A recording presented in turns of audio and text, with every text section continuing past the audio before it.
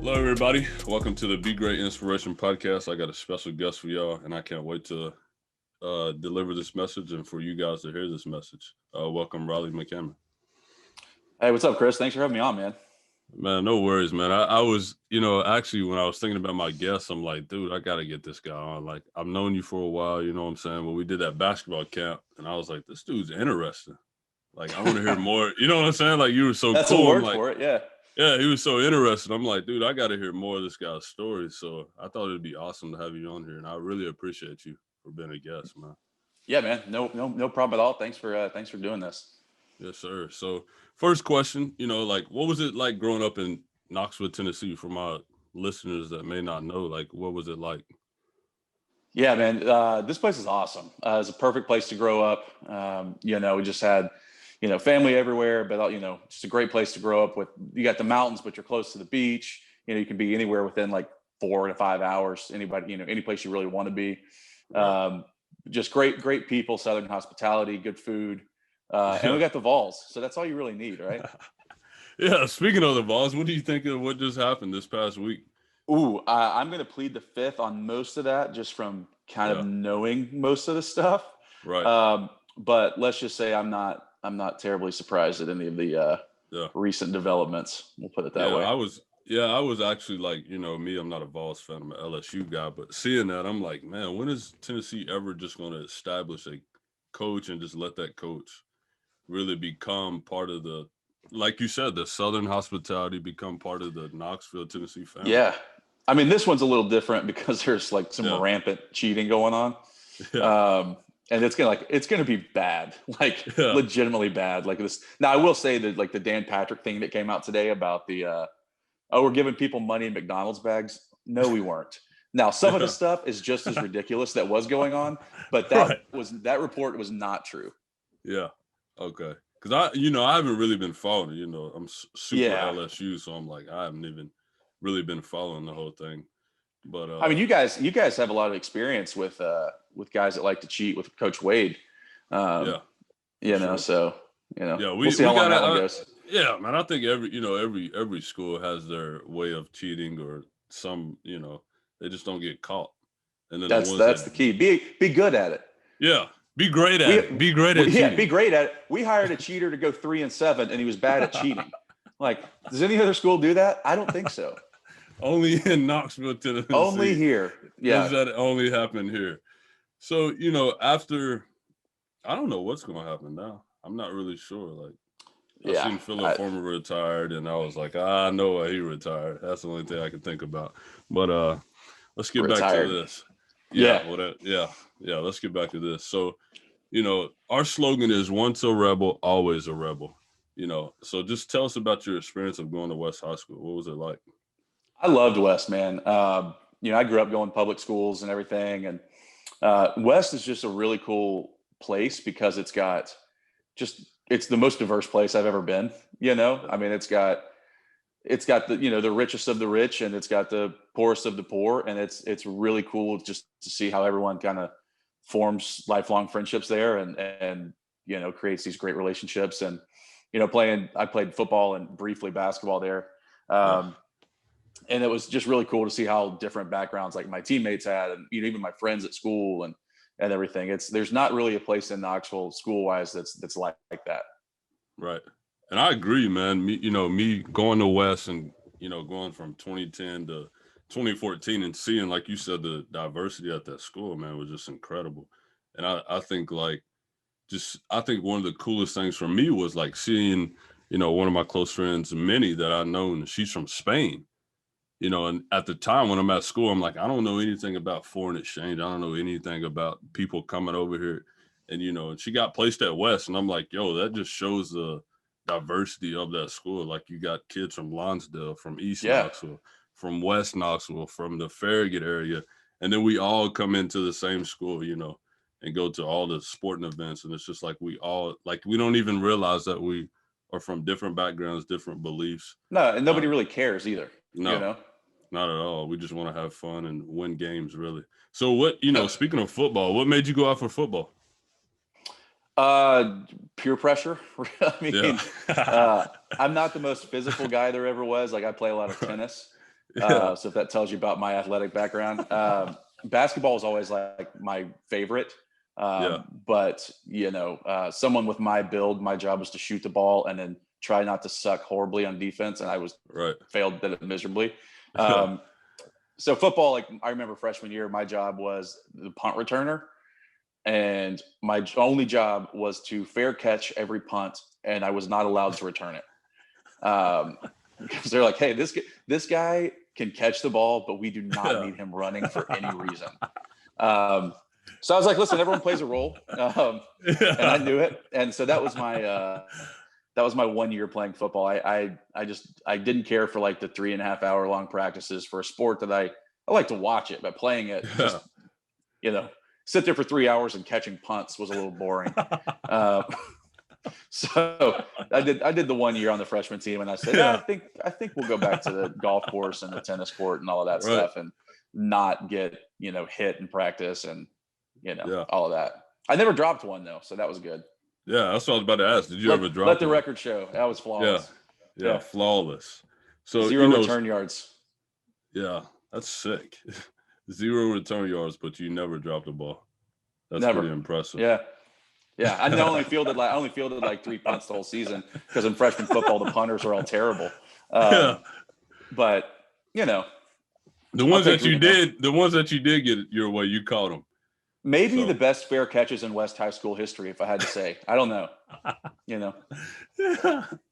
So like after West, after you get to your senior year, what are you thinking? Like, what's your dream school? What's a school that you're like, I'm definitely going to? Well, always UT was one of the places that you're going to consider, just growing up a huge Vols fan. And, our family has season tickets to football and men's basketball. So I always kind of just wanted to be around the men's basketball program. So I was like, oh, UT is great. But I had a lot of friends or like mentors that had gone to Wake Forest. So Wake was kind of where I wanted to go. Yeah. And kind of decided on Wake and, got in and everything, which was great. And then decided kind of last minute to not go, just to go to UT. The thought of like maybe like leaving here and then not knowing anyone there, right? That was under the age of like 45, it was a little daunting to me. So I decided to stay here and roomed with like my best friend growing up at UT, right. And just hung out here and continued to coach and I hang around. I was working in the athletic department and all of that. So right, man, what an experience to be like. You see all your friends going to Wake Forest and you're like, oh man, like that's kind of where I want to go. And then you've been like at the last second, like, hey, I'm going to UT. Yeah. Well, so I guess I should clarify, like my friends that were like at Wake were kind of like mentors. So they were older. Yeah. So I didn't know anyone like in the student body. Oh, wow. So I was like, oh, look, let's just stay here and keep doing Wampus Cats and coaching, Right. So what did you major in at UT? I was a sport management major, had a business minor and a finance minor. Nice. So which really means nothing. Yeah. But the sports management is kind of cool though. It's one of the elite programs, sport management programs in the country. UT's is. Yeah. So that was really good to, have UT as a, on your degree with the sport management degree for sure. Right. So, you said you got the room with your best friend. That's pretty sick. So what hall did y'all stay in? Is it still? We were in Reese. Yeah. I think it's gone. I don't know. There are quite a few memories from there. We caused a little bit of a ruckus. But all in good fun. Nothing harmful or anything like that. Just right. We had this like crazy slingshot that we would shoot water balloons at people in presidential court and all sorts of stuff. And we never got caught. So it was really fun just to, being 18, 19 years old and being stupid in a dorm room without the use of alcohol, by the way, was pretty fun. So give us like the experience of like, you already been a Vols fan, your family having tickets and all that. Like, what was that experience like for the listeners to hear that are like want to be season ticket holders? Like, what was that experience like, you and your family going to events and stuff? It's really cool just to it's a bonding experience for everybody. Like, I have an Uncle Vance. That's, I'm probably closest with of all my extended family. And I used to go with Vance to every game. I still go to, like, he and I share our season basketball tickets. Yeah. So we have 4, he takes 2 and I take 2. And so that's kind of like our connection. Like, part of our, relationship is Tennessee sports, and specifically Tennessee basketball. So it's really cool. And, I grew up going with my dad, obviously, but dad's a little older now and doesn't really want to fight the traffic and parking and all that stuff. So he'd rather lay on his couch and watch it on TV. But yeah. So it's great. It was just kind of like in every home game we went to, and, dad and I would always go to the same restaurant before each game and have burgers and whatnot, and then go to the game. And we had a great time. I loved, as some of my, fondest memories from growing up was, going to Thompson Bowling Arena and watching usually a pretty terrible basketball team play. Now that we're great, it's awesome. Yeah. I mean, dude, they're balling. They look incredible. Yeah. I sat through so many years of buzzball that I'm just thrilled that we are winning. Hey, Rick's got a culture up there, man, that's like completely different. I think every single dude on that team is just an unbelievable guy. And the coaching staff are great dudes. Yeah. And I think that culture, it really speaks. You know what I'm saying? Like, I think I was watching, because Eve is actually one of my close friends. And I was watching them play, and like, he fell to the ground and the whole team ran. The whole team sprints over there to go pick him up. And I'm like, where that would never happen?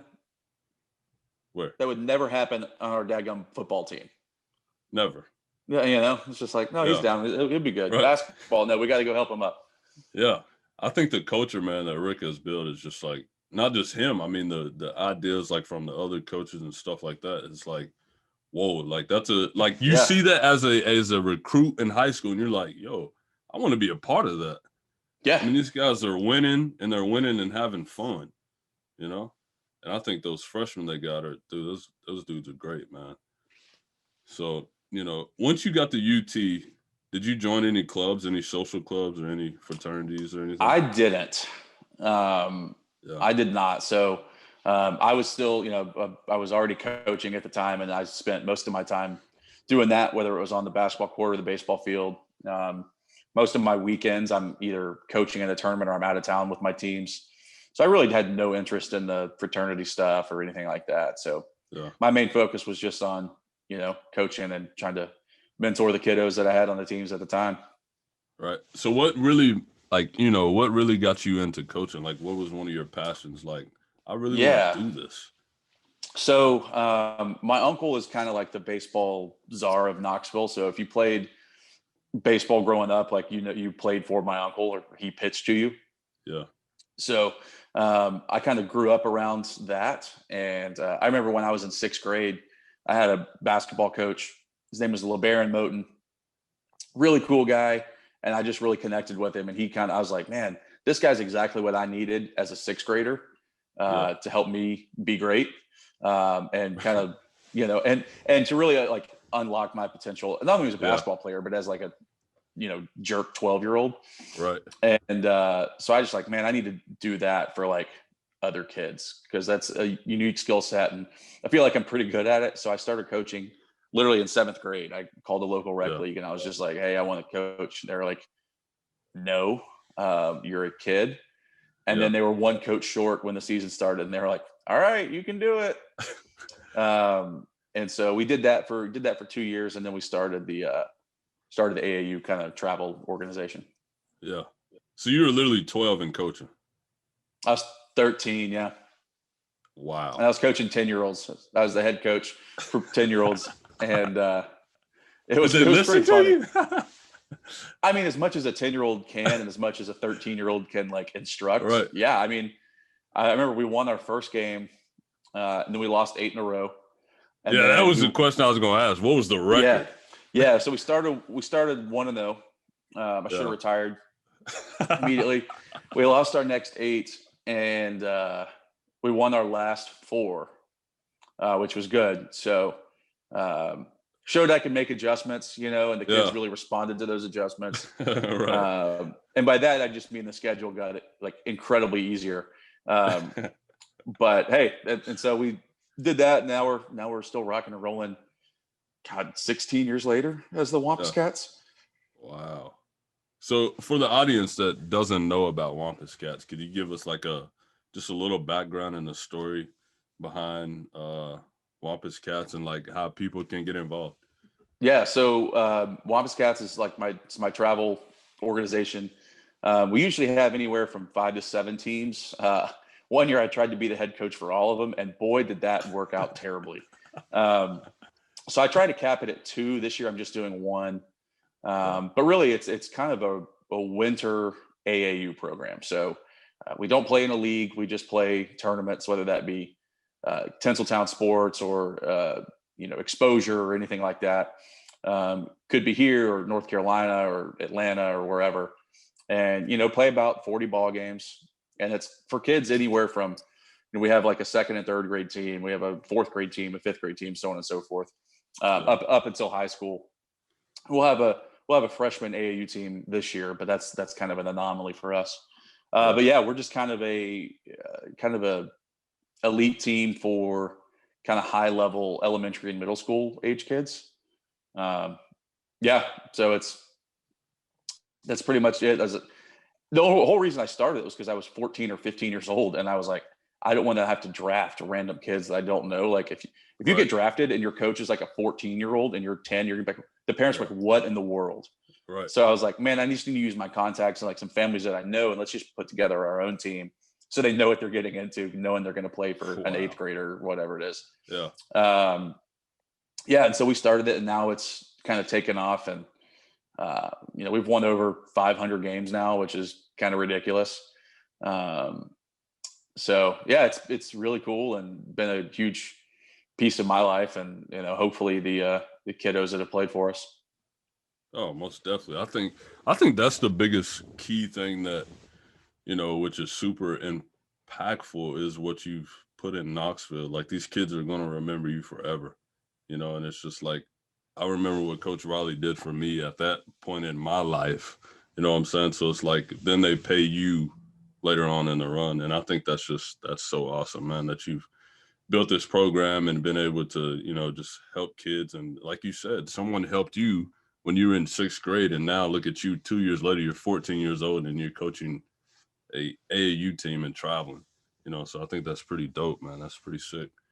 So, yeah, so like after, attending UT and now you're doing, the Wampus Cats, like, could you just give us a little background, like in 2015, your mother passed away suddenly. Like Yeah. what kept you motivated and what kept you going after college? Trying to find direction, trying to just figure out life really. And then that happens. Yeah. So that's always like, even pre everything with mom, like that's always a tough time. You're like, all right, I got to get a job. Like, am I staying here? Am I going? Like, Right.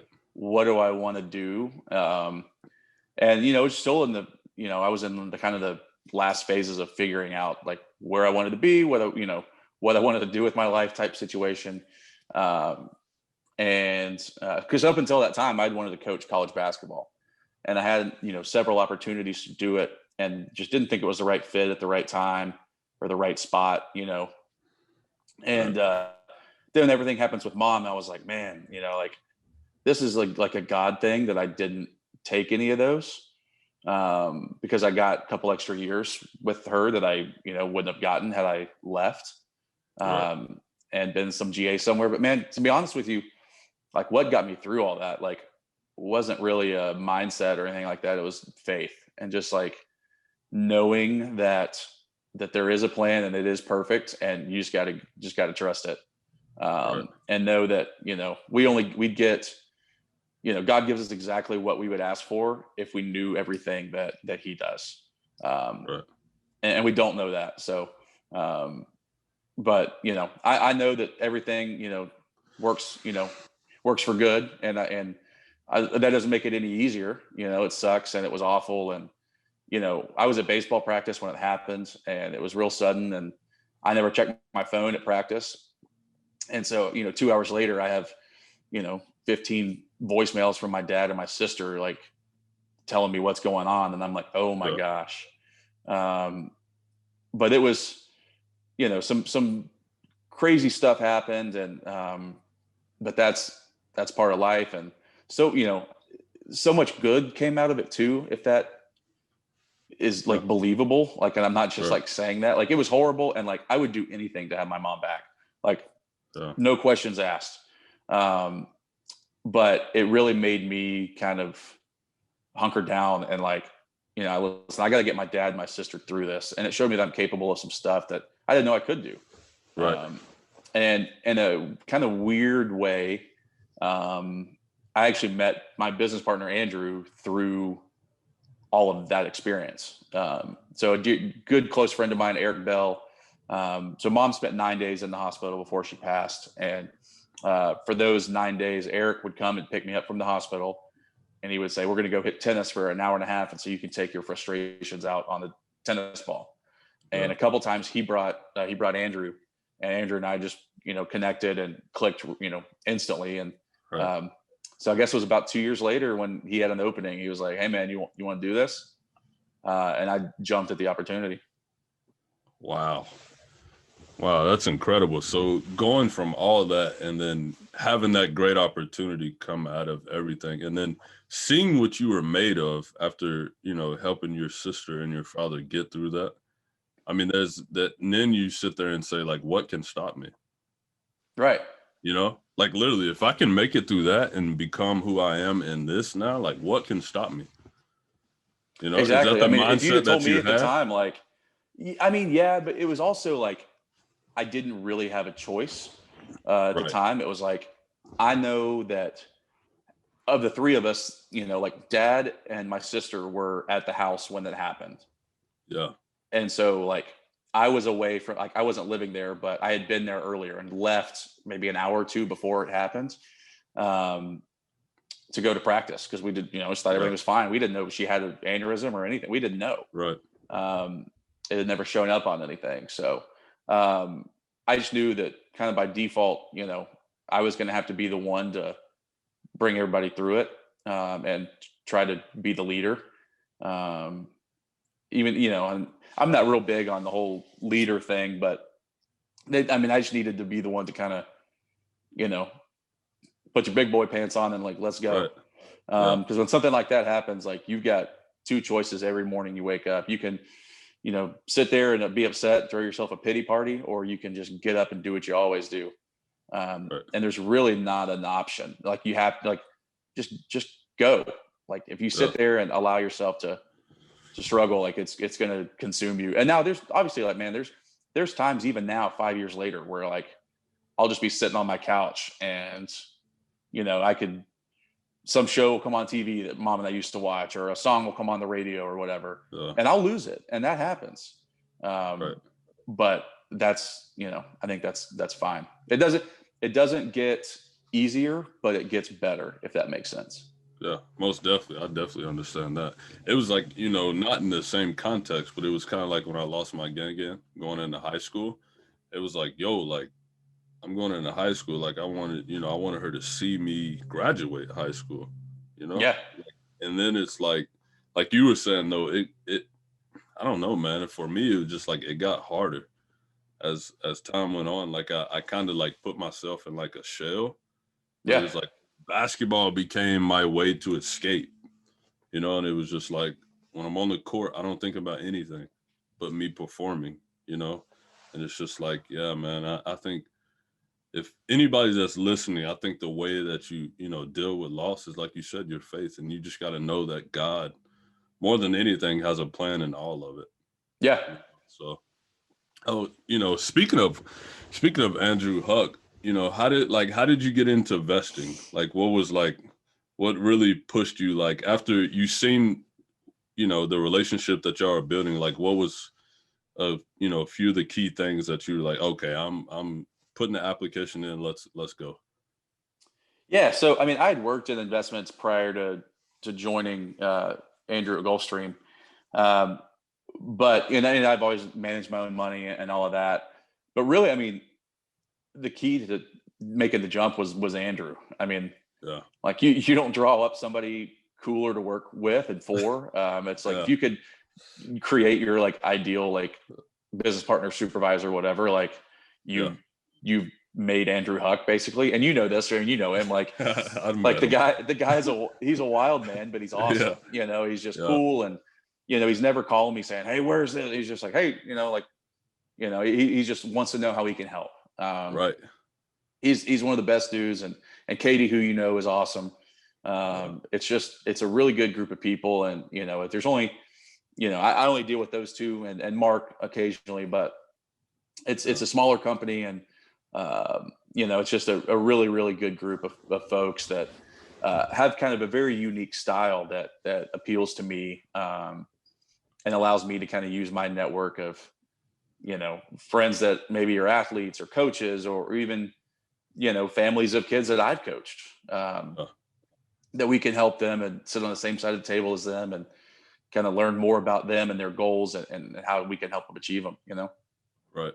So let me ask you this, you're starting out in the firm. It's like, I don't know, your first month. Like, what do you like, you're starting out, like, what are you thinking? Like, what was the most challenging thing for you to adapt to? I think not probably, it was the kind of the, you don't have to work if you don't want to type situation. It was like, you have to have the discipline to like, all right, first off, I had to get licensed. So like, am I going to sit there and study and like get this test knocked out? Or am I going to go play golf or, do whatever, like, cause there's no one looking over you saying, hey man, like you got to do this today. Like, no, it's like my pace. And so I have to call people, I have to arrange meetings, I have to try to get deals done, but I also have to study for tests. But there's also, it's like, you know what, I can do that tomorrow. Let me just like hang out today. Yeah. And so it was learning that kind of discipline of, hey man, we're doing this today. Like, we're not worried about tomorrow. We'll worry about tomorrow. Right. And just do what you can today and try to learn not to basically, slack off. Cause I've had jobs before that everything was super easy and, and honestly, the investing part of Gulfstream is the easy part. The hard part is like, hey, I'm like, and Andrew had to talk me through this was, hey, when we talk to, people or, maybe or prospects or whatever, like you have to get over the thought that you're selling something, because you're not. Like, you're not selling a product. I mean, you're selling yourself, but really you want to help them. Like the goal, like we're not there trying to, sell a bunch of stuff that's going to make us money. Like our goal is to get them to where they want to be and their goals. And so once you kind of get over that, hey, I'm selling something, like, am I bothering you type mindset, and morph into that, hey man, like I'm here to help. Your confidence gets better, like your productivity gets better, your meeting success rate is better. And I can sit there in a meeting with anybody and, hang out and get stuff done. But like, if I got to call I was terrible on the phone, calling people and trying to get meetings. Like man, I'm telling you, I was awful. But if I was like at the bar or something and saw somebody I knew, I could go up to him and talk to him about what we were doing, like no problem. And I'm just more of an in-person guy. Like I have no problem going up to people and introducing myself or whatever. And that's, I mean, the worst like, I don't know, like over the phone, like the dreaded no seems way worse, because it's easier for people to tell you no over the phone. Like if you go tell someone in person, like, talk to them, they're probably going to say yes. And any different, many different avenues of life, Chris. But over the phone, it's just like, man, they could weasel their way out or say, hey, they got a call coming in or whatever. But you got to do it that way. You can't just happenstance run into people all the time. And my strategy for the first couple months was like, oh, I'll just run into people. Like, hey, idiot, that doesn't work. Right. Like you can, you'll get a few clients that way for sure. And like random connections that you meet along the way, but you got to hustle. You got to grind. Yeah. Yeah. I think like my son said back here, is hustle and grind. But I think one of the key things. I did not even see that. Like, I did not mean to use your buzzwords right there. That's just how much synergy we got right here. Yeah. Yeah. I got, that was not, yeah. Yeah. I got him on, and then I got execute up top, and I got Malcolm X in the middle right there. But one of the key things that you really said that I wanted people to really hear is the discipline. You had to learn that discipline, and I think a lot of people, you go from being good to being great once you put discipline and hustle and grind together. Like once you put those three, for me, once you put those key elements together that that you had to put in for yourself, I think that took you to the next level. And then the phone Yeah. calls became easier because you were like, okay, this is how I got to do this phone call. Well, and not to sound like I had never had to like legitimately try at stuff Right. before. Like Right. in college, like college was even a joke. Like Yeah. I had a class. I literally showed up for the final and got 100 on the final. That was it. I didn't go. And it's like, listen, and it's a gen ed class, whatever. But like sport management Right. class, like if you watch sports and you can apply that to everyday life, and like you're gonna be fine. Right. So I never like had to practice study habits because it was just like, Yeah. oh, there's a test today, let's take it. But like having to learn all that was, I was probably a little behind the curve a little bit learning all that. But Yeah. I mean, it took me a bit, and Katie and Andrew will tell you the same thing. But once I figured it out, it really did, kind of shape the trajectory of kind of what I was doing. Well, I think one of the key things that, people, if you're just now, kind of catching up, but I think one of the key things that really helped you though was coaching at 12. And then you Yeah. starting a whole AAU program. Like you said, once the sports become and you apply that to your life, I think Riley, you were applying it at 14 years old. You're running a whole AAU program. You know what I'm saying? So Right. once you, like you said, once you got to that discipline point and you started learning those key things, it was, now how are your phone calls now? I mean, phone calls are better, for Yeah. sure. I've learned to kind of just be me instead of being Right. an investment advisor. I'm just, hey, I'm Raleigh calling you, and joking around and being normal me. Right. If you guys can't tell, I'm not very serious a lot, except when I'm at work, Katie and Andrew. But yeah, no. So they've changed and improved dramatically. We'll put it that way. Yeah. I think one of the key things I think for you though, it became where you became comfortable. Yeah.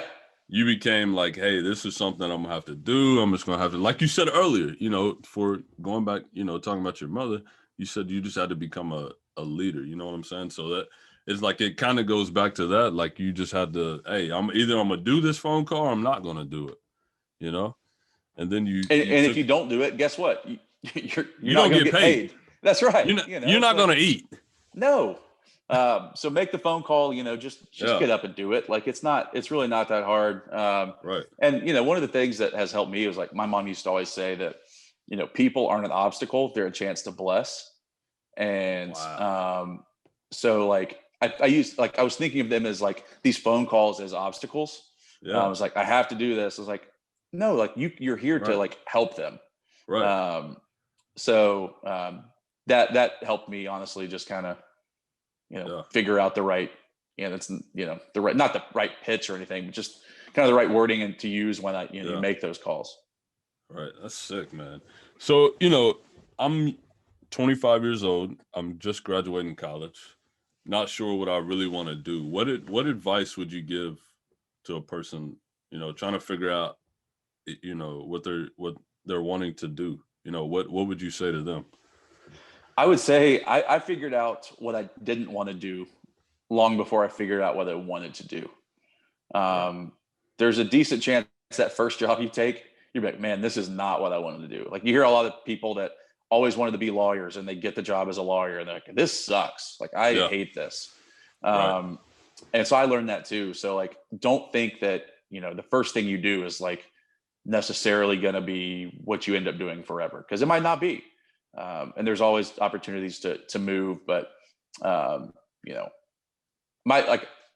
instance, when I joined Gulfstream, like my dad always preached taking chances and being your own person and everything. And,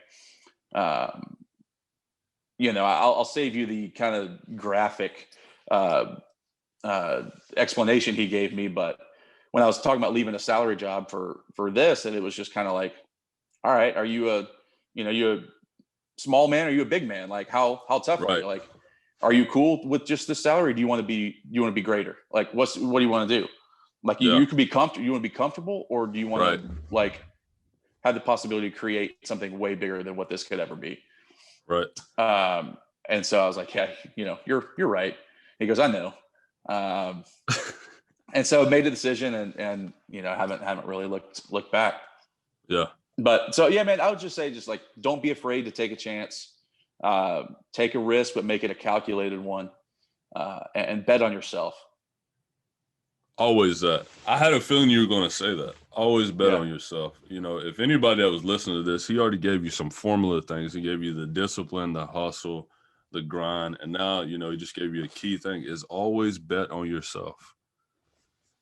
Always. It's just like, just like God, what's his name? Fred Van Fleet. Oh, Fred VanVleet from the Raps. Yeah, from the Raps. Yeah. Like everybody told me he wasn't gonna make it, and then he goes undrafted, and now he's like one of the highest NBA players getting paid right now. Yeah, largest free agent contract ever for a guy that was an undrafted free agent. Right. So, going back to sports, if no one knows, he plays for the Toronto Raptors. But yeah, going to that, it's like he bet on himself. He could have just succumbed to everything and listened to what everybody was saying. And it's just like, nah, man, like I'm gonna bet on me and take this to the next level. So speaking of Gulfstream, speaking of investing, what advice would you give people that want to learn about Gulfstream and how they can get involved? Yeah, so Gulfstream, you can check us out online, Gulfstream capital with an A, .net, or GulfstreamSports.com. They'll both take you to the same spot. We've got, a bunch of different stuff we offer. And, I can't go too much detail in here, but Right. We're a family investment office, and, we sit on the same side of the table as you guys do.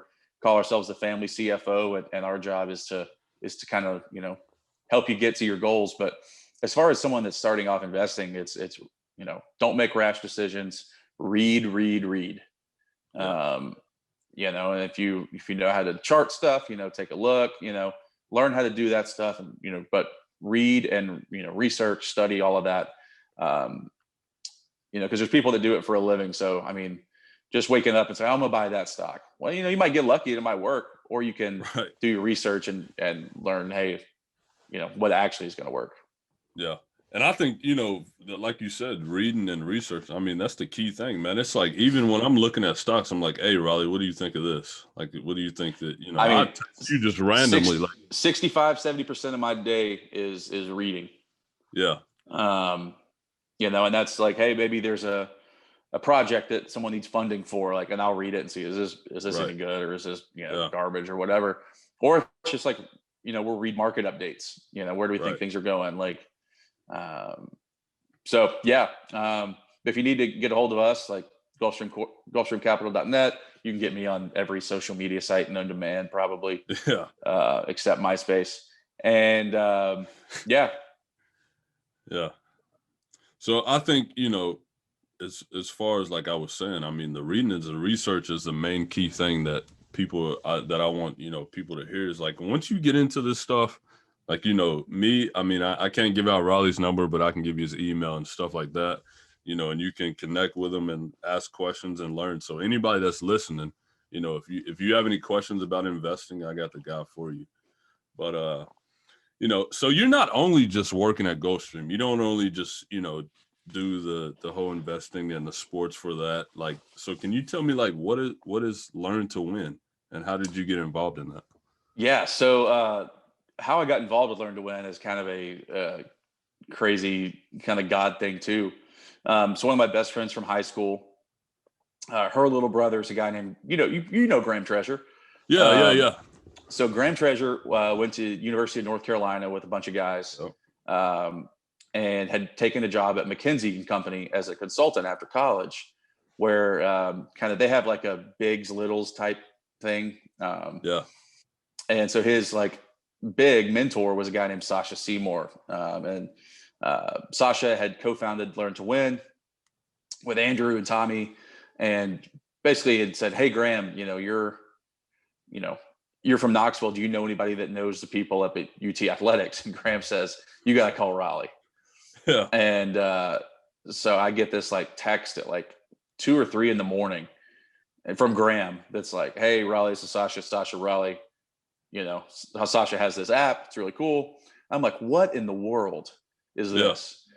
But Learn to Win basically is a remote training app. It's micro learning. So bite-sized interactive lessons and quizzes to really help your supervisors kind of, dissect and learn how you best learn.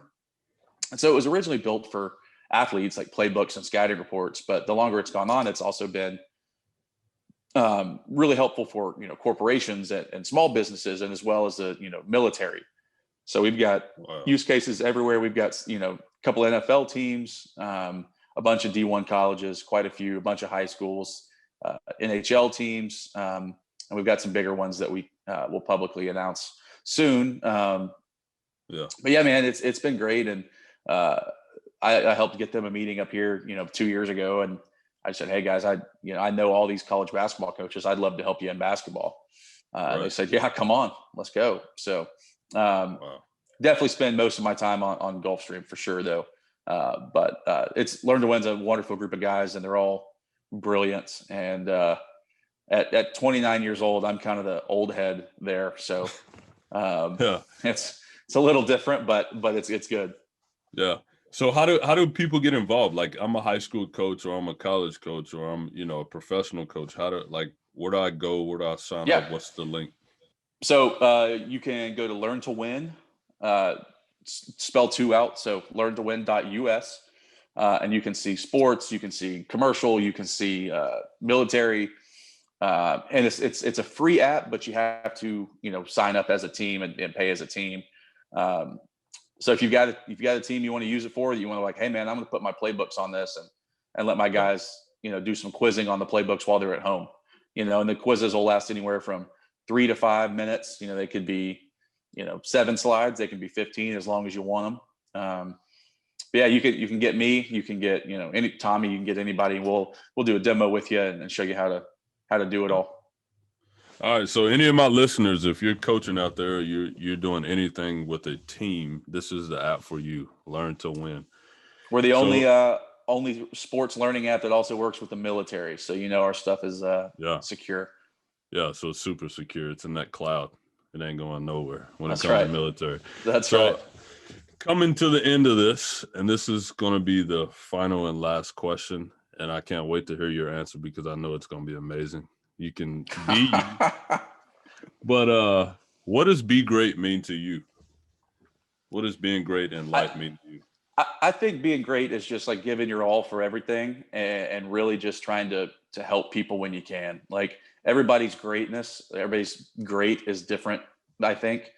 My great might be, spending all this time, coaching kids every week, and somebody's great might be, making the best stock trade of all time. And somebody's great might be winning 10 NBA championships. But I think greatness really is just like, man, how do you treat people? Man, do you treat people with respect and kindness and everything? And, even people that may have differing opinions or whatever than you, like, do you block them because they voted differently than you? Or do you say, hey man, like, that's fine. Let's go. Who cares? Let's go have a beer. Like, I just think it's all about how you treat people. And hopefully I can, say I do that well. I don't know, but hopefully so. Right. But yeah, man, I think greatness is just like, man, do everything you can to like try your hardest, do your best, and treat people well. Like, I finally got you to be serious at one point. Yeah. And it's at the end. Yeah. I'm like, that's why I was like, I can't wait to hear your answer. Yeah, God, I gotta tell you a couple jokes before we go here, just so people get the right impression of who they're talking to here. Yeah. So, man, I appreciate you so much. Man, thanks for having me on. This has been great.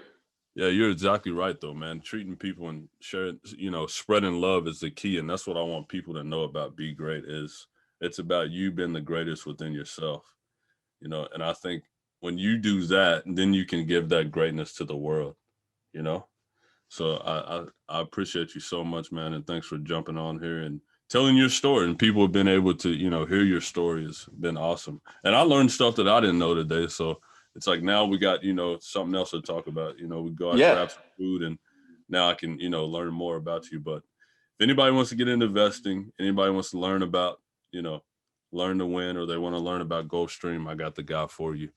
And last but last thing, where can people find you? Yeah. So you can get me, Chris can give out my email later. You can get me on Facebook, Twitter, Instagram, LinkedIn. I'm on all of them, and all my usernames are my name. So just Raleigh McCammon. Actually, I take that back. Instagram's Raleigh MCC because someone has my very unique name already taken. I was like, what in the world? Trying to get me to buy their username from them or something. Like, nah. So yeah, find me on all those. You can kind of get me wherever. If you Google me, you'll probably get a bunch of stories about the NBA draft thing, which we don't need to get into. So just don't read those, and just take the ones that take you to my Twitter or Facebook or the Gulfstream homepage. Yes, sir. Hey, I appreciate you, man. Thank you so much. Yeah, man. Chris, you the man. Thanks for having me. Yes, sir. Be great.